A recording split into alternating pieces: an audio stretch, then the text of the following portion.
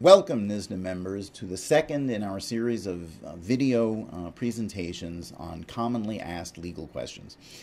Today we're going to discuss the privacy rights of patients related to Section 18 of the New York State Public Health Law and the Health Insurance Portability and Accountability Act, otherwise commonly referred to as HIPAA.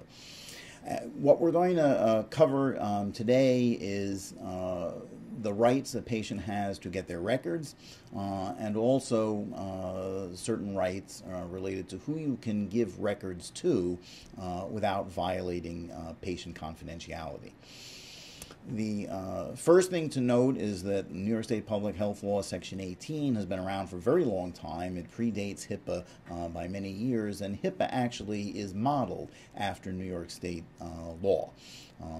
HIPAA did nationally what New York had been doing for a very long time and borrowed even such things as time frames from New York, using those time frames as part of HIPAA.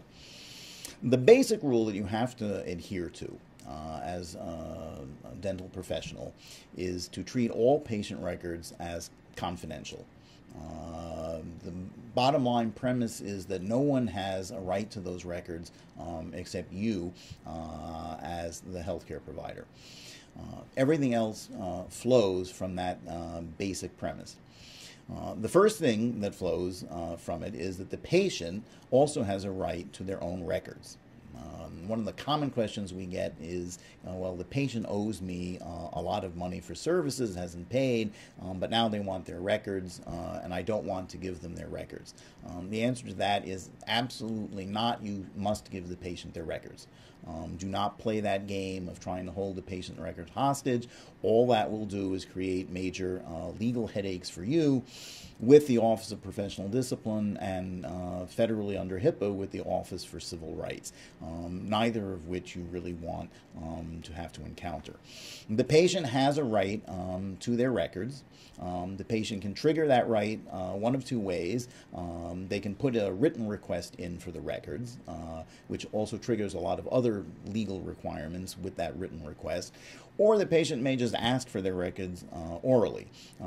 If it's the patient asking for their own records for themselves, you can honor an oral request. You don't have to force the patient to put that in writing to you.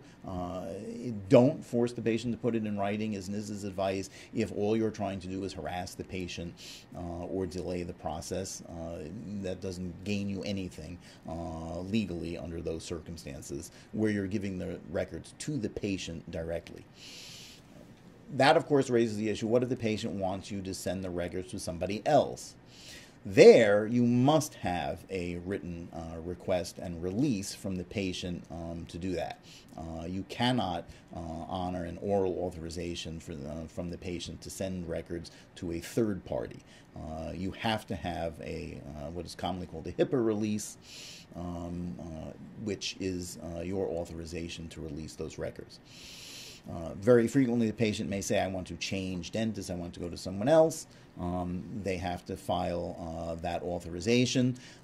If the other dentist calls you and says, send me that patient's records under those circumstances, the response is, no, I can't do that. I need a release from the patient in order to do that. And that has to be a release in writing to do that. There is an exception that's very important to HIPAA and Section 18 of the New York State Public Health Law, and that is the situation where you're consulting with another professional, whether it's a dentist or a physician, about the ongoing treatment of the patient. There, or similarly, if you're making a referral to another healthcare professional concerning the ongoing treatment of that patient. In those circumstances, you do not need a written release from the patient to exchange patient information for those purposes. And the common sense rule there is that the patient can't frustrate good care. which would be frustrated if every time you wanted to talk to a specialist about the care for the patient, or to a physician about something that you're concerned about in the patient's medical history, that you'd have to have the patient's authorization to do that. That's not a privacy issue as much as a good care for the patient issue. So that's an exception to the rule that you need a written authorization. You can exchange patient information in a genuine consultation or referral. And again, to stress, it has to be a genuine consultation or referral. It's different than if the patient just wants to change dentists for some other reason, or if someone just calls you out of the blue and says, send me those patient records because I'm that patient's new healthcare provider. Those are different situations that's not related to ongoing treatment of the patient in the moment. And we will discuss more about HIPAA and privacy in other videos. The topic is vast, but this is one of the most common questions that we get, so we are addressing that topic first.